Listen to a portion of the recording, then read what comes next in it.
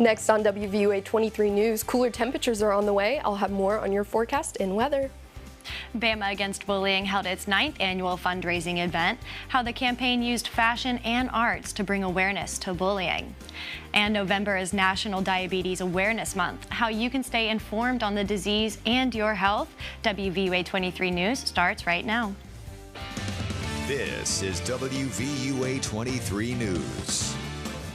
We're glad you're with us, and I'm Laura Vale. Our top story tonight is still developing after a mass shooting during one college's homecoming. We are learning more about a mass shooting at Tuskegee University. Reports say a suspected gunman is in custody. Police arrested 25-year-old Yaquez Myrick of Montgomery, Alabama.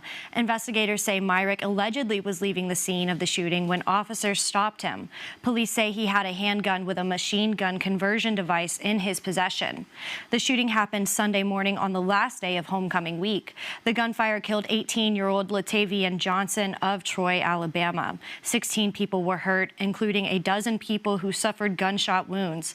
It's unclear what prompted the shooting. Police are still investigating. The university announced it is canceling all classes on Monday. The Bama Against Bullying Foundation held a fashion and fundraiser event to show awareness against bullying.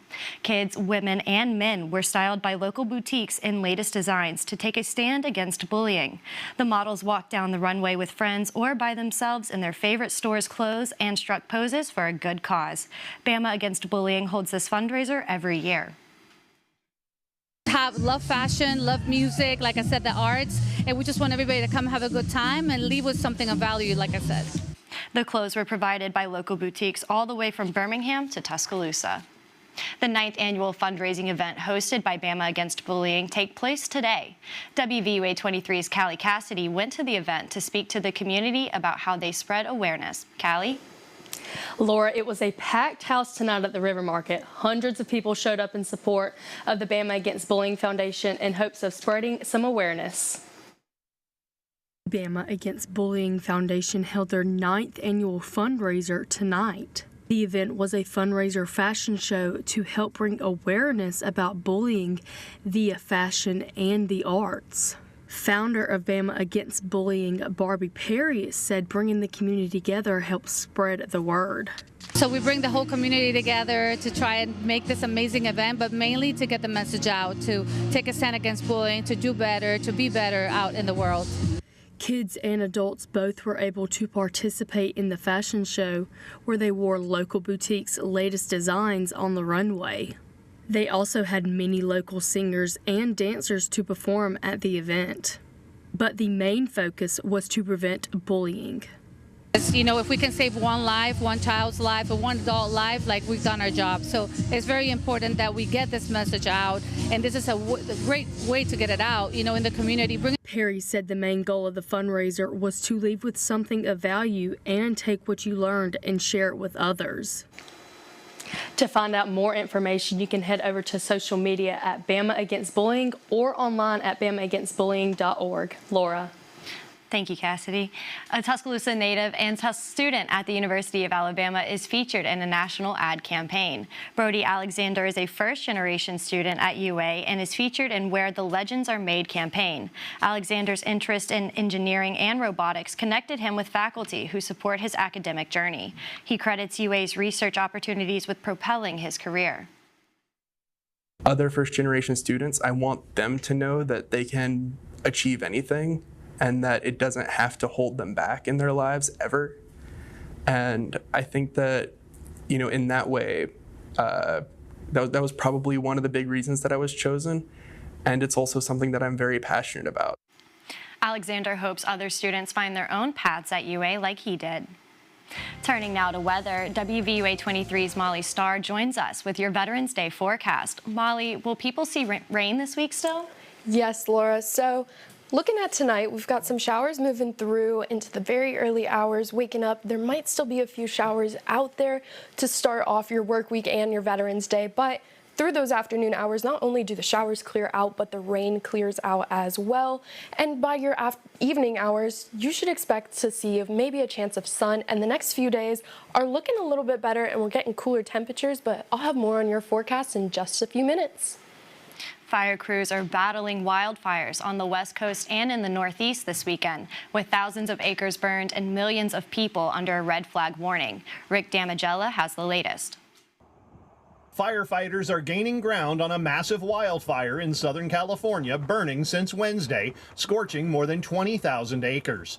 Thousands of residents have been forced to evacuate, and the fire has destroyed more than 100 properties. This is like surreal. I mean, I know we live in a fire danger area, but this is not, it came out of nowhere. It was so fast. We were in Minnesota, and our friends were texting us, asking us if we were okay.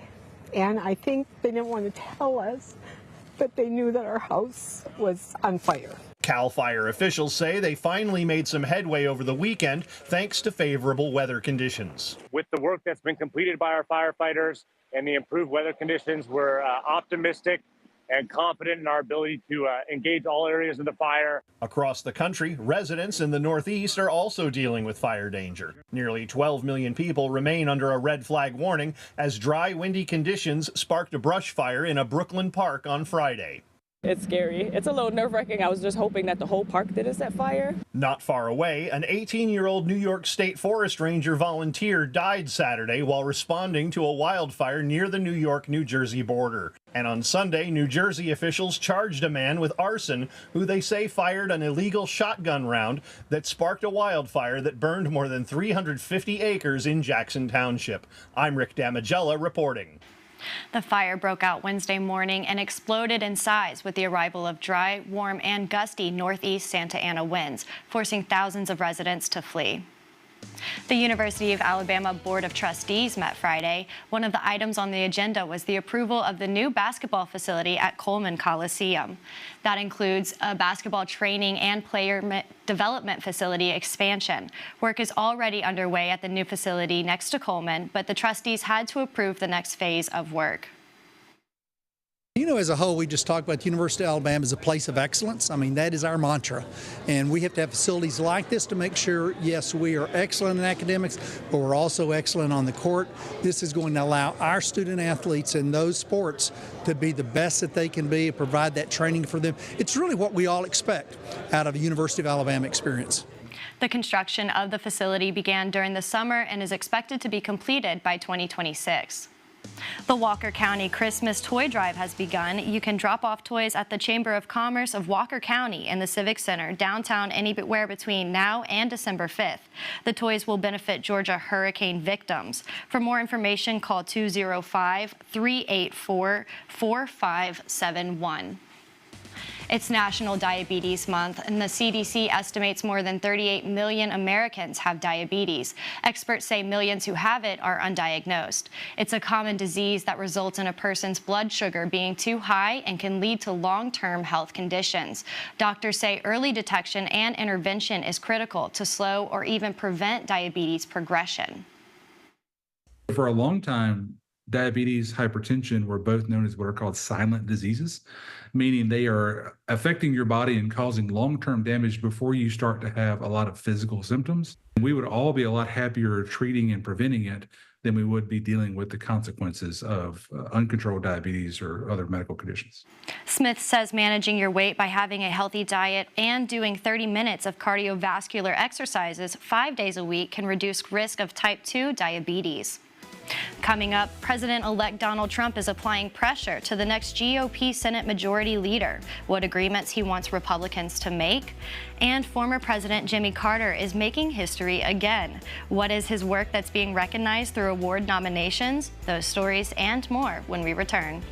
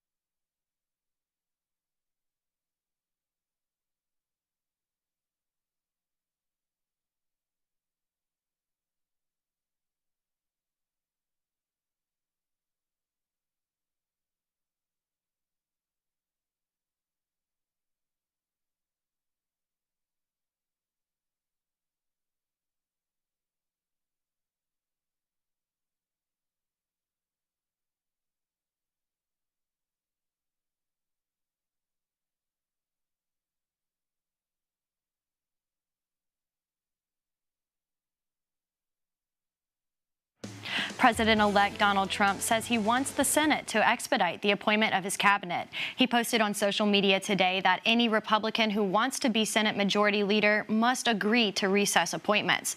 These type of appointments would allow Trump's nominees in his cabinet to essentially bypass Congress. Trump also called on Senate Republicans to block any attempt by the current Democratic Senate to jam through more judges in their final months of power.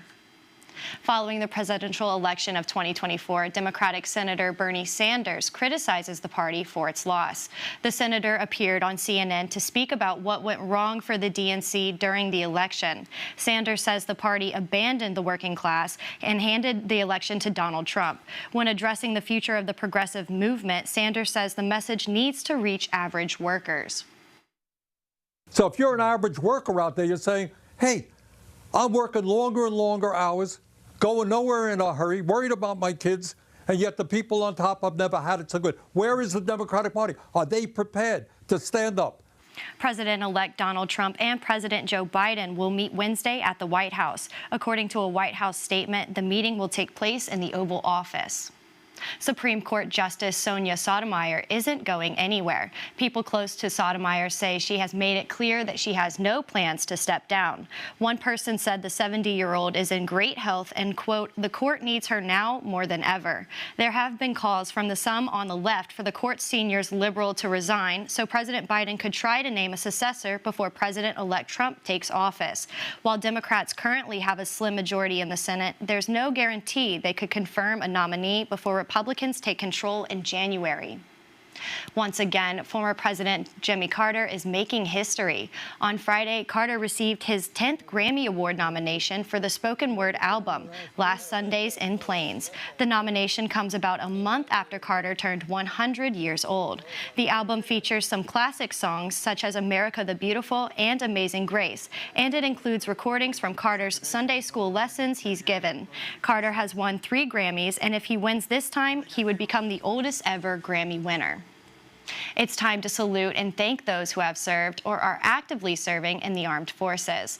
Monday is Veterans Day. The federal holiday is celebrated every year on November 11th, which is the anniversary of the end of World War I more than a century ago. It began as Armistice Day, but in 1954, Congress changed the name to Veterans Day. The holiday should not be confused with Memorial Day, which honors those who have died while serving in the military. Many government institutions and banks will be closed on Veterans Day since it is a federal holiday. However, major retailers and restaurants will be open, and some are offering deals for veterans. Well, still ahead, the rain's starting to clear out, but more on your forecast after the break.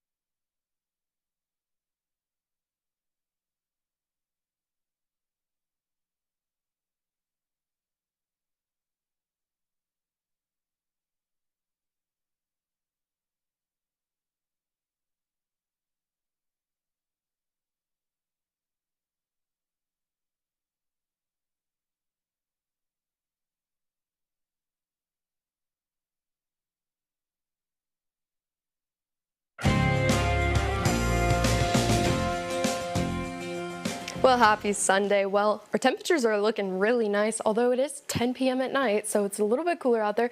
We got 67 in Tuscaloosa, 63 in Coleman, 60 in Gadsden. But look at this, Atlanta over there at 57. So they're a little bit cooler than we are. but most of the country is. Now we do have this green area where we're seeing the line of about 50 to 60, and still we have 70s on the board.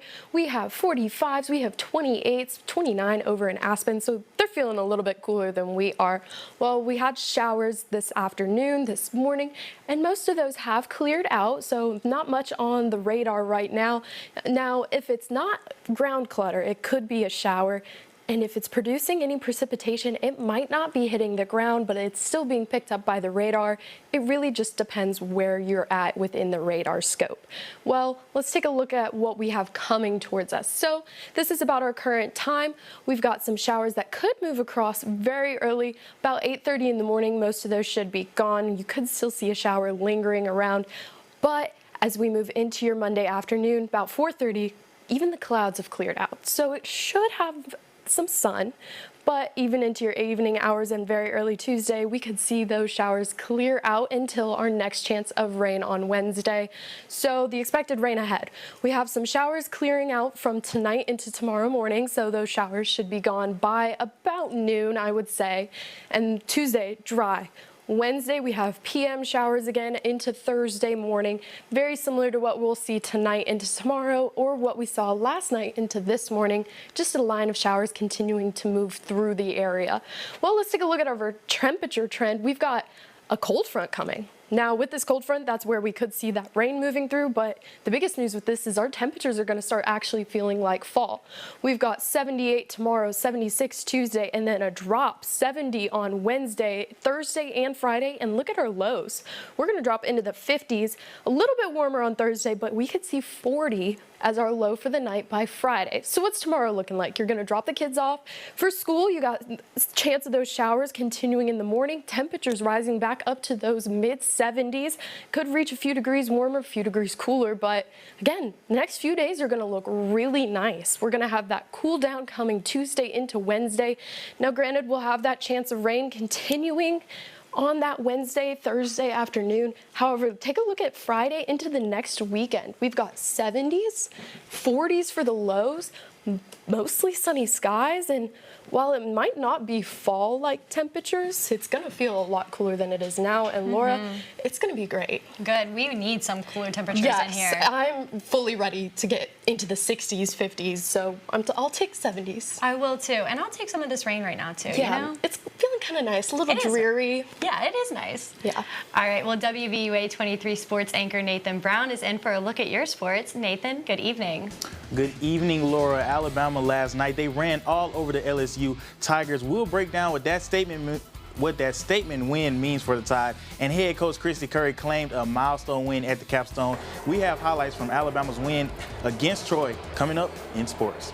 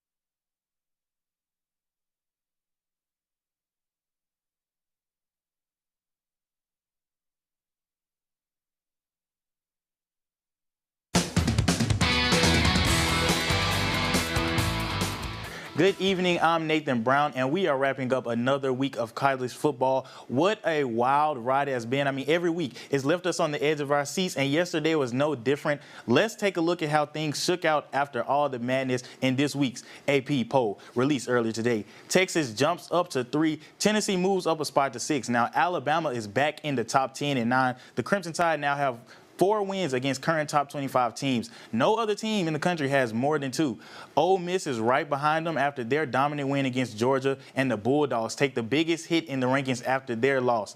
Texas A&M is idle at 15. LSU falls 7 spots after the loss to Bama. South Carolina in the mix after back-to-back ranked wins versus Texas A&M and Vandy, and Mizzou re-enters at 24 after winning an absolute thriller versus Oklahoma last night.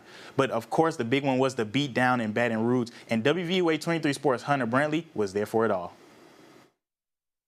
Alabama's back was against the wall in a tough environment against LSU, and it responded by playing its best game of the year, a complete team effort from beginning to end. Jalen Milroe was the catalyst for the Tide offense as he scored 4 touchdowns on the ground, as the LSU defense had no answer for him or the run game as a whole. You know, with the weather and the elements, we knew that, having a controlled run game, was going to be really, really big. We popped some explosives with Jay Mill, but, just continue to wear down those couple, 2 and 3 yard plays that we had early on turned into 5, 6, 7 as the game wore on. The Texas native also made history on Saturday night when he scored his 14th rushing touchdown in the second quarter, passing Jalen Hurts for the most rushing touchdowns by an Alabama quarterback in a single season. Milroe would add 2 more touchdowns to give him 16 through 9 games. Obviously, he's got a superpower when it comes to running the football. You can see him not just be a guy that gets first downs, but finishes in the end zone. And so him doing what he did early on, just really got kind of the ball rolling there and, made the throws that were timely when needed. And after Alabama's blowout win against LSU here at Death Valley, Alabama's playoff hopes remain intact. And with the help from Ole Miss, Alabama's SEC championship hopes still remain intact as well. Reporting live from Death Valley inside Tiger Stadium, Hunter Brantley, WVUA 23 Sports. Great stuff there from Hunter after an absolute dominant performance from Alabama last night. Now, we had one great Alabama quarterback. Now, let's look at a couple others as we go to our weekly Bama in the NFL segment. Bryce Young back in the mix for the Panthers. He's going to make a play here. And Bryce Young picks up back-to-back wins for the first time in his career. But he can thank A'Shawn Robinson. You see him getting a sack here on Daniel Jones. But in overtime, first play from scrimmage, and Robinson is going to poke this one loose to set the Panthers up for the game-winning field goal for the 2017 win in Germany. Now the Titans on the road in LA. Calvin Ridley, he's going to beat his man over the top for the 41-yard touchdown, and Ridley would not be done. Into the end zone again, 5 for 84 and 2 touchdowns on a great day for Ridley. In Dallas, Jalen Hurts, he sets a franchise record. 23 games with a passing and rushing touchdown, and how many have we seen on the tush push? But some Bama-on-Bama crime here as Diggs comes away with the takeover, but it was too much Hurts and too much Eagles as he would power his way in 4 total touchdowns for Hurts in the 34-6 blowout. Now in Tuscaloosa, Alabama back in Coleman today, hosting Troy. Troy scored the first bucket in this one, but Alabama would immediately respond with a 16-2 run. You see Carly Weathers get it in the corner here, and she is going to knock down the tray ball. Then she goes on. She says to share the love to Aaliyah Nye. That's what she does best. 5 triples on the day for Nye. Zay Green also, she takes the bump and 1. Green had a phenomenal day, 24 points. All 5 starters for Alabama would score in double figures, and it was just continue for Crimson Tide all day. They had it raining from deep, and Alabama is going to defeat Troy 94-71 to give Christy Curry her 200th win at Alabama. Here's Curry on reaching the milestone win at the capstone. I'm just thankful for every player that suited up, every staff member that's been a part. It's definitely not about anything I think about. It's more just how can we win the next one. So, it's been amazing to be able to do a lot of things, but that wouldn't happen without a lot of other people. gentlemen, start your engines in Phoenix. It all comes down to this for the NASCAR Cup Series Championship. You see what's on the line here, and it was a phenomenal race. Let's see who's going to walk away with it. Now, Joey Logano goes to the inside track to take the lead with just 54 laps to go, and that would be crucial as Logano holds on to it in the final lap, and he holds off his teammate Ryan Blaney to secure his third Cup Series title. Logano is now the only active driver to win 3 series titles and is the first to win a third championship since Tony Stewart did it back in 2011. Laura, Joey Logano continuing to etch his name in NASCAR history, a phenomenal race and a phenomenal celebration to see it all unfold. Absolutely. All right, we'll stick around and we'll be right back after this.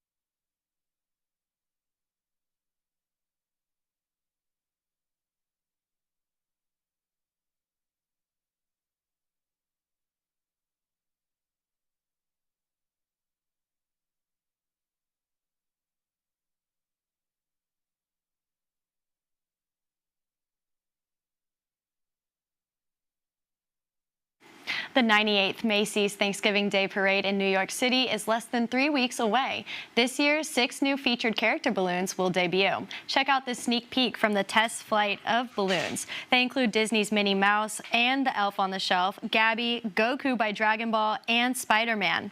The Macy's parade lineup will be one of the largest yet, with more than 5,000 volunteers. Actress Allison Brie will cut the ribbon and kick off the parade. Yo, I love the Macy's parade. Don't you all? I love it. Snoopy is the best balloon. Always will be. Ooh, Charlie Brown is great. Yes. What do you think? I would say I haven't watched it in a while. You know, you got to get up early for the Macy's Day Parade. You got to watch it this year. But you got to watch it. I'll put it on my calendar for this year. Absolutely. All right, well, crazy week for college football. Yes, you know, every week we never know what's going to happen with the playoff nowadays. Each game is interesting, but we'll see what kind of ride we'll get. SEC championships, standings, moving every day. So it's been great so far. All right, and our work week forecast? Yeah, we're starting to actually feel like fall. We've got Veterans Day, the warmest day of the week, maybe even a little bit lower than 78, depending on how long those storms last tomorrow morning, and it'll be cool by the end of the week. Yep. All right, well, thank you so much. That's our show for tonight. We're always on with developing stories on WVUA23.com. Have a good night.